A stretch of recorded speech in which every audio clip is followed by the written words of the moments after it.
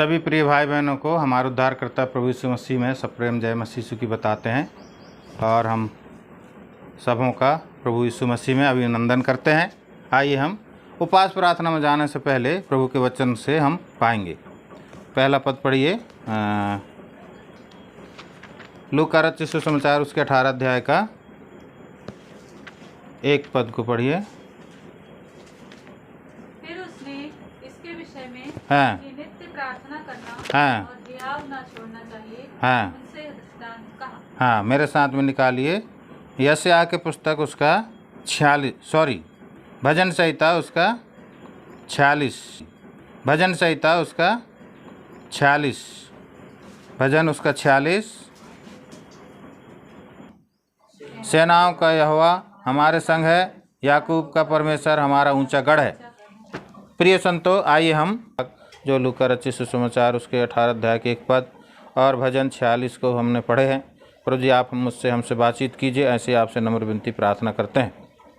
हमारी प्रार्थनाओं को सुना उसके लिए धन्यवाद करते हैं। आगे ही प्रभु जी हमारी सहायता कीजिए। प्रार्थना विनती उद्धार करता प्रभु यीशु मसीह के पवित्र नाम के द्वारा से, आमीन।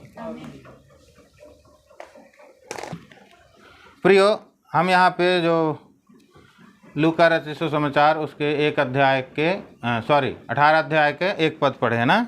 क्या लिखा है उसमें? हाँ हाँ, नित्य प्रार्थना किया करो, हियाव न छोड़ो। क्या कहता है? नित्य प्रार्थना किया करो, हियाव न छोड़ो। उसके विषय में वहाँ पे पूरे 1 पद से लेके 2 पद से लेके 8 पद तक दृष्टांत है ना। लेकिन आज हम भजन संहिता उसके 46 अध्याय में आए हैं। यहाँ पे हम दाऊद राजा के भजन में से कुछ बात अपने लिए बटोर रहे हैं और सीख रहे हैं, क्योंकि उसने तो अपने जीवन में अनुभव करके परमेश्वर को पाया और जीवन का संपूर्ण आनंद ले लिया, है ना। जीवन का संपूर्ण आनंद लिया और अनंत जीवन के लिए वो क्या हो गया? चुना गया। आज हम उसी के अनुभव से थोड़े कुछ बातों को सीखने जा रहे हैं। पहला पद में क्या लिखा है? परमेश्वर हमारा शरण स्थान और बल है, संकट में अति सहज से मिलने वाला सहायक है।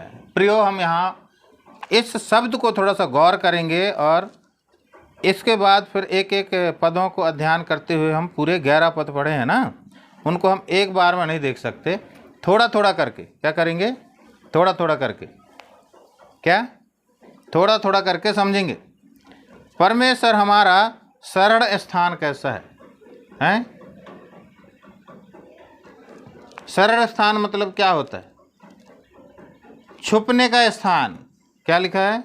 छुपने का स्थान। दूसरी बात क्या है? मेरा बल है। क्या बोलता है इधर? मेरा बल है। परमेश्वर क्या है? मेरा शरण स्थान है। पढ़िए पहला पद को, भजन उसके 14 का 6। भजन 14 के 6 में आइए।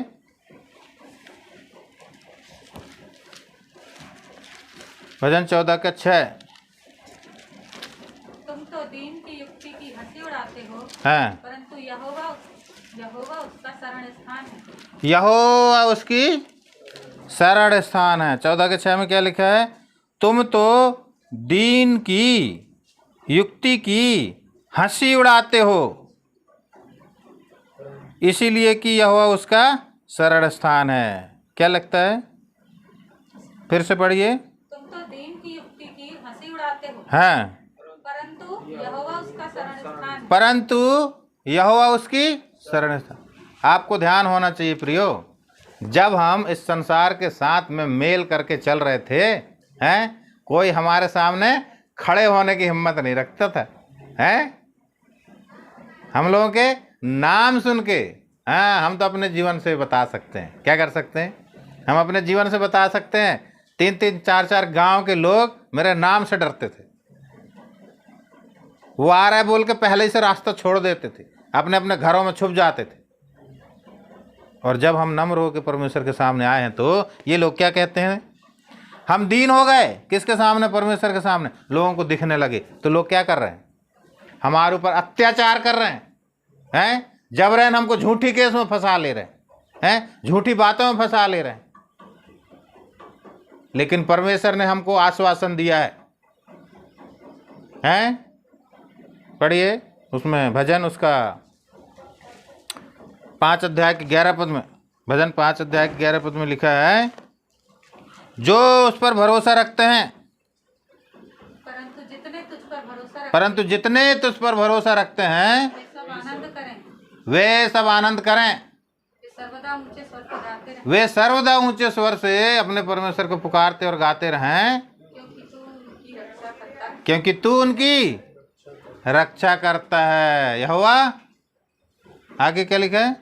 और जो तेरे नाम के प्रेमी जो तेरे नाम के प्रेमी हैं, तुझ में प्रफुल्लित स्थान क्या लिखता है? परंतु यहोवा उसका शरण स्थान है। परंतु यहोवा उसकी शरण स्थान है। हम तो दीन हो गए, हम नम्र हो गए हैं, किसके सामने? परमेश्वर हो गए। प्रभु जी ने कहा है, अपनी प्रतिज्ञा के अनुसार कहा है। क्या कहा है? परमेश्वर के आगे दीन बनो तो वह तुमको क्या करेगा? शिरोमणि बनाएगा। याकूब के पत्री उसका 4 अध्याय के 10 पद में लिखा है, हैं? और भजन 57 का 15 पद, हैं? सॉरी, यशायाह 57 के 15 पद में लिखा है। पढ़िए तो।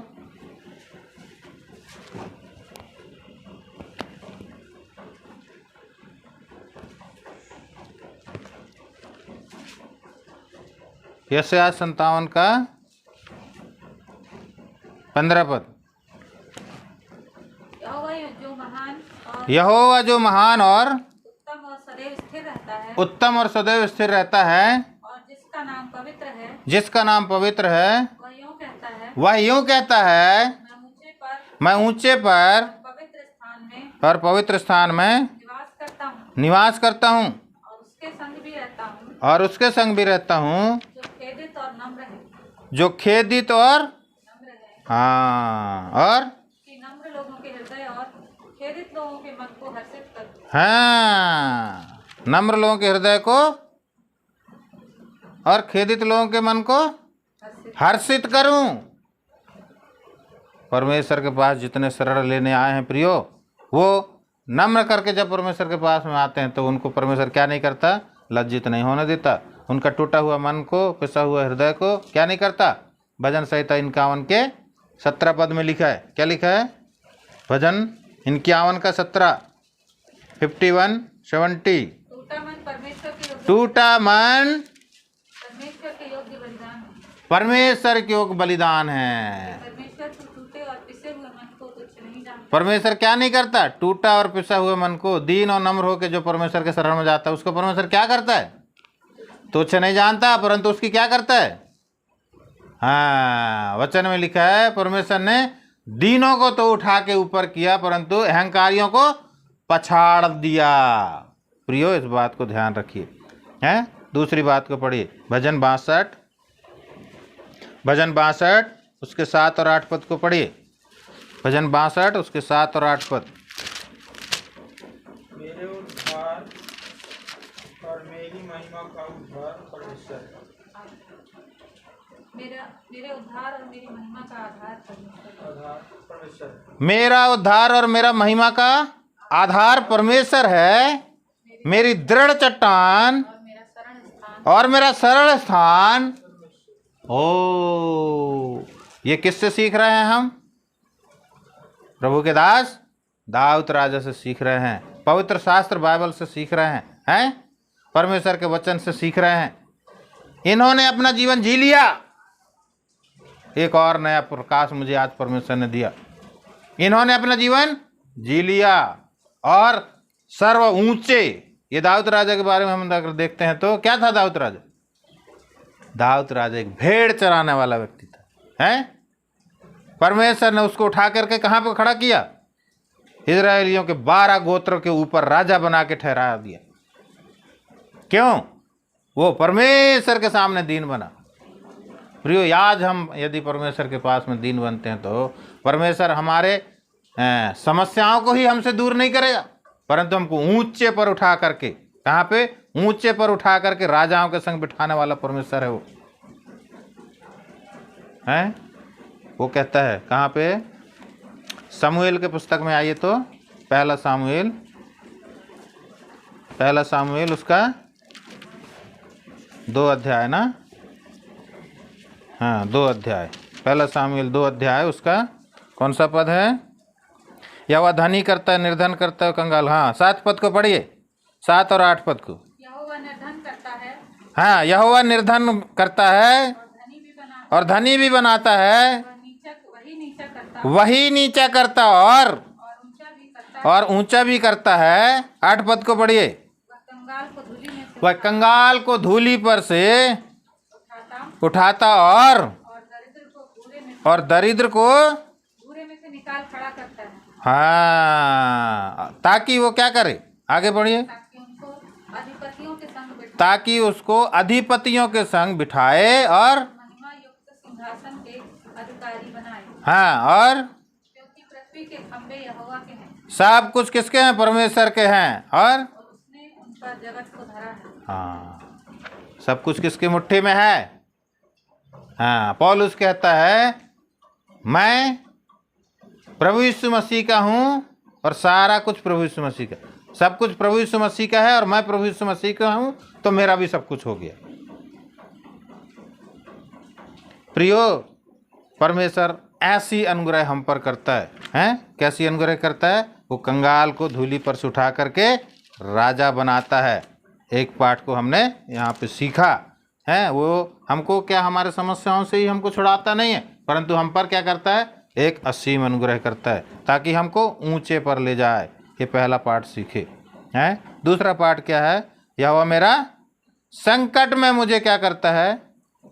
अति सेहत से मिलने वाला मेरा परमेश्वर है। पढ़िए भजन 9 के 9। यहोवा को पुकारेंगे वो नया बल प्राप्त करते जाएंगे। कहाँ पे आया है? हाँ यशायाह के पुस्तक 40 अध्याय के 30 पद को पढ़िए। वो नया बल प्राप्त करते जाएंगे। वो संकट में हमारा क्या करेगा? पुकार को सुनेगा।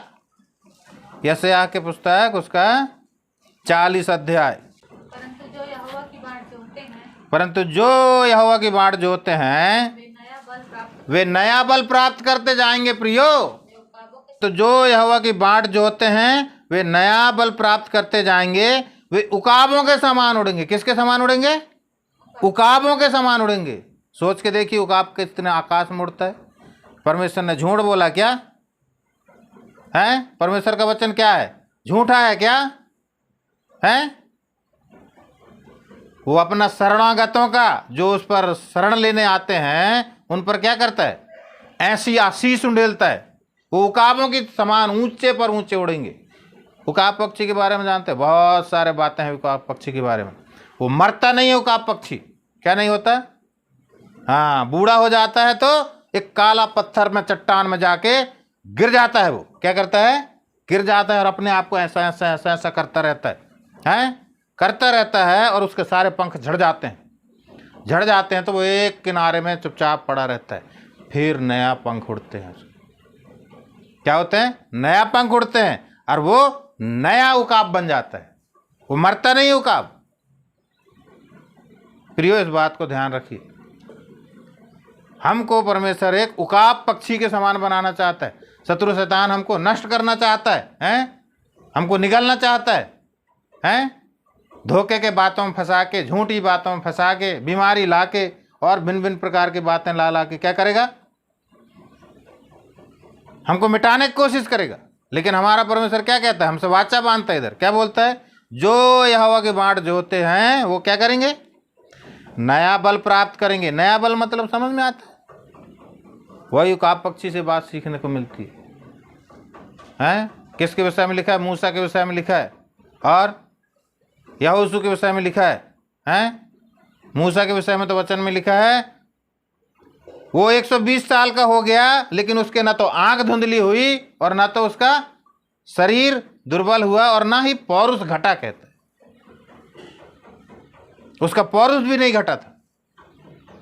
आज हम बहुत से परमेश्वर के संतों को जानते हैं। एक संत को मैंने देखा, वो 80 साल का हो गया लेकिन जवान उसके बराबर नहीं चल सकता। इतनी ताकत रखता है, इतनी शक्ति रखता है। सिर्फ कब? जब प्रभु से प्रार्थना करके वो प्रभु की सेवा में जाता है तब। प्रियो, हमको परमेश्वर क्या यहाँ पे प्रतिज्ञा करके बताता है, हाँ, जो यहोवा की बाट जोतते हैं, जो यहोवा को पुकारते हैं, जो यहोवा से विनती करते हैं, जो उसके शरण लेना आए हैं, शरण आए हैं, उससे मदद पाने के, उसको पुकारने की जो इच्छा रखते हैं और अपने शुद्ध मन से परमेश्वर के पास में आए हैं, वो उनको क्या कहता है, मैं तुमको उकाब पक्षी के समान नया बल प्राप्त करूंगा।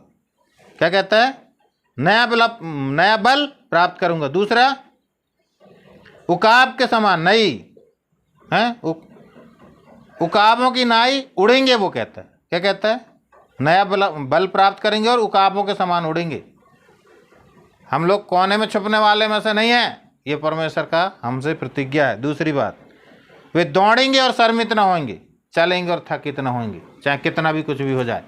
प्रिय, इस बात को हमको विशेष ध्यान रखना है। क्या करना है, विशेष ध्यान रखना है। मेरे साथ में निकालिए व्यवस्था विवरण की पुस्तक, उसका 4 अध्याय, व्यवस्था विवरण की पुस्तक 4 अध्याय, उसका 7 पद को पढ़िए।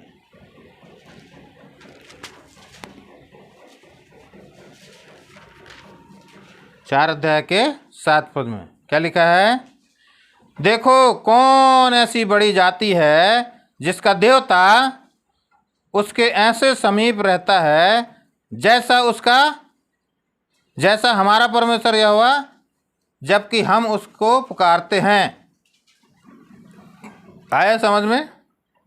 ऐसी कौन बड़ी जाति है, हैं? ऐसी कौन सी जाति है, ऐसी कौन सी बड़ी जाति है? 4 अध्याय का 7 पद, 4 अध्याय का 7 पद, व्यवस्था विवरण 4 अध्याय के 7 पद पढ़िए। देखो कौन ऐसी बड़ी जाति है जिसका देवता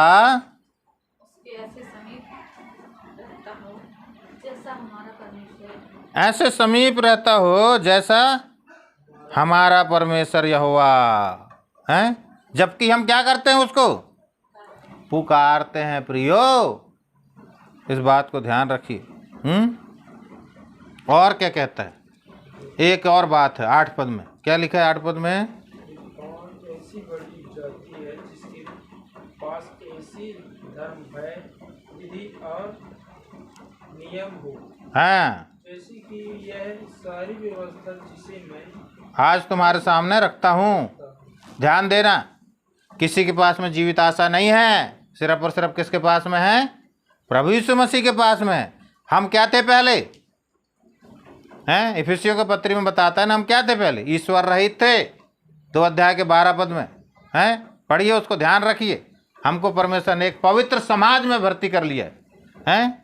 क्या कर लिया है, पवित्र समाज में भर्ती किया है, हैं? ले पालक पुत्रता के दर्जे में ले आया है। पहले हम क्या थे, ईश्वर रहित थे, ये समाज के नहीं थे। क्या कहता है, फिर कौन ऐसी बड़ी जाति है जिसके पास ऐसा धर्ममय नियम और धर्ममय विधि और नियम हो, जैसा कि यह सारी व्यवस्था जिसे मैं आज तुम्हारे सामने रखता हूँ। यहाँ पे मूसा बता रहा, क्या बता रहा, हाँ, पहले हम क्या थे, इजराइल की प्रजा में से नहीं थे। पढ़िए इफिसियों के पत्री, उसका 2 अध्याय के 12 पद, हैं? हम इफिसियों क्या कहते हैं, हम तो अन्य जाति थे, हम लोग तो अन्य जाति थे। प्रियो, इस बात को ध्यान रखिएगा। तुम लोग उस समय मसीह से अलग, हाँ, हम लोग उस समय क्या थे, मसीह से अलग, और इजराइल की प्रजा के पद से, इजराइल की प्रजा के पद से अलग किए हुए हाँ, प्रतिज्ञा की वाचाओं के भागी न थे, और आशाहीन और जगत में ईश्वर रहित थे। प्रियो, इस बात को ध्यान दीजिए, हैं? हम लोग कैसे थे, आशाहीन थे, लेकिन हमारा परमेश्वर ने हम पर असीम अनुग्रह किया प्रभु यीशु मसीह के द्वारा, हैं? प्रभु यीशु मसीह के द्वारा। इस बात को हमको ध्यान रखना है। मेल करा लिया और हमको अपना पुत्र और पुत्री करके ग्रहण किया, हमको पुकारने का अधिकार दिया, हैं? जबकि आज हम प्रभु यीशु मसीह को क्या कह सकते हैं, कोई कह सकता है क्या, हे अब्बा, हे पिता? कोई नहीं कह सकता, क्योंकि उनको ले पालक तो उनका अधिकार नहीं मिला है। प्रियो, लेपालकपन का अधिकार नहीं मिला, हमको मिला है। इसलिए हमारा मन क्या ना होए, टूटे ना, और ना हमारा हियाव छूटे ना, हमारा हियाव कम ना होए। इस बात को हमको विशेष ध्यान रखना है प्रियो, हैं। प्रभु जी ने स्वयं बोला है, क्या बोला है? कौन है? फिर तेरी प्रजा इज़राइल के भी तुल्य कौन है? वह तो पृथ्वी भर में एक ही जाति है जिसे परमेश्वर ने जाकर अपनी निज प्रजा करने को छुड़ाया, इसीलिए कि वह अपना नाम करे और तुम्हारे लिए बड़े बड़े काम करे। और तू अपनी प्रजा के सामने, जिसे तूने मिस्री आदि जातियों के, हाँ, जाति जाति के लोगों और उनके देवताओं से छुड़ा लिया। ये किससे प्रार्थना कर रहा है? परमेश्वर से प्रार्थना कर रहा है। जब 4 अध्याय 18 पद से आगे जब हम पढ़ते हैं तो, और 4 अध्याय से 4 पद से जब पढ़ते हैं तो, दूसरा सामुएल 7 अध्याय के 4 पद से जब पढ़ते हैं तो दाऊद राजा की प्रार्थना और स्तुति यहाँ पे परमेश्वर के प्रति हुआ है। परमेश्वर ने उसको ऐसी बड़ी विजय से विजय किया है, बहुत सारे समस्याओं से उसको क्या किया, उसकी गद्दी को स्थिर किया है, उसको राजा बनाया, उसके अधर्म को क्षमा किया है, उसको साउल से क्या किया, हाँ, उसके आगे से दूर कर दिया, हटा दिया। सबसे बड़ा बैरी उसका कौन था? साउल था, हैं। और वो साउल को इसलिए नहीं मारता था क्योंकि वो क्या था? परमेश्वर का अभिषिक्त था।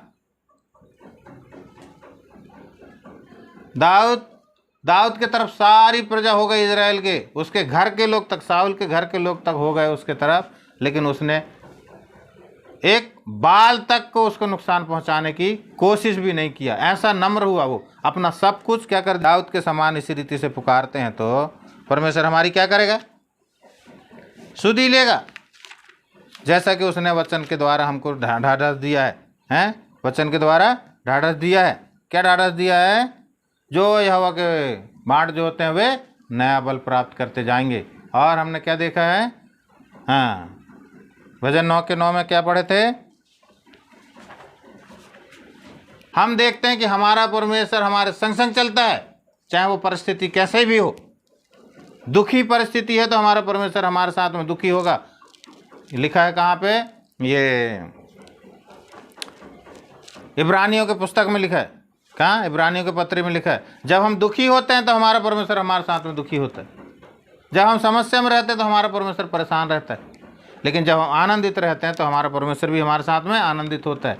इसीलिए उसने आज्ञा दिया है। क्या आज्ञा दिया है? अपनी सारी चिंता मुझ पर डाल दो, कहते हैं। पहला पत्र 5 के 7 को पढ़िए। चिंता किस पर डाल दो? उसी पर डाल दो, मुझ पर डाल दो, ऐसा बोलता है। और तुम क्या कहता है? परमेश्वर कहता है अपनी सारी चिंता मुझ पर डाल दो क्योंकि मुझको तुम्हारा ध्यान है। जैसे भजन संहिता की पुस्तक उसके 55 अध्याय के जब 22 पद को पढ़ते हैं तो क्या लिखा है उसमें? अपना बोझ यहोवा पर डाल दे क्योंकि उसको तुम्हारा ध्यान है, वह तुझे संभाल लेगा। यहाँ पे क्या देखते हैं? अपनी बोझ किस पर डाल दे? यहोवा पर डाल दे, वह तुझे क्या करेगा? संभाल लेगा। प्रियो, ये आज्ञा दिया परमेश्वर। कौन ऐसा देवता है जो हमारी चिंताओं को ले सकता है? कौन ऐसा ईश्वर है जो हमारा क्या कर सकता है? ध्यान रख सकता है। हमारे दुखी स्थिति में दुख हो सकता है, लेकिन हम यहाँ पे अपने परमेश्वर को देख रहे हैं। हमारा परमेश्वर हमारे साथ में सब प्रकार के तकलीफों में आगे रहता है। इसलिए आदेश दिया है परमेश्वर ने। क्या आदेश दिया है? क्या आदेश दिया? इसको आज्ञा करके मानना। कल हम पढ़ रहे थे ना फैमिली प्रार्थना में, हैं, शाम के अध्याय में, फिलिपियों के पत्र उसका 4 अध्याय के 6 पद में लिखा है, तुम किसी भी बात की चिंता मत करना, लेकिन सब कुछ क्या करना? हाँ, विनती और प्रार्थना के द्वारा क्या करना, परमेश्वर के सामने उंडेलना, तब परमेश्वर तुमको क्या करेगा, संपूर्ण रीति से सहयोग करेगा, सहायता करेगा। और कैसे हम उसके भीतरी काम को देख सकेंगे, जो हमारे परमेश्वर ने भीतर किया उसको हम बाहर देख सकते हैं। अगर चिंता करके हम अपना ही करना चाहेंगे तो परमेश्वर छोड़ देता है हमको। क्या करता है, हमको छोड़ देता है, बेटा तू अपनी मर्जी के कर ले। हैं,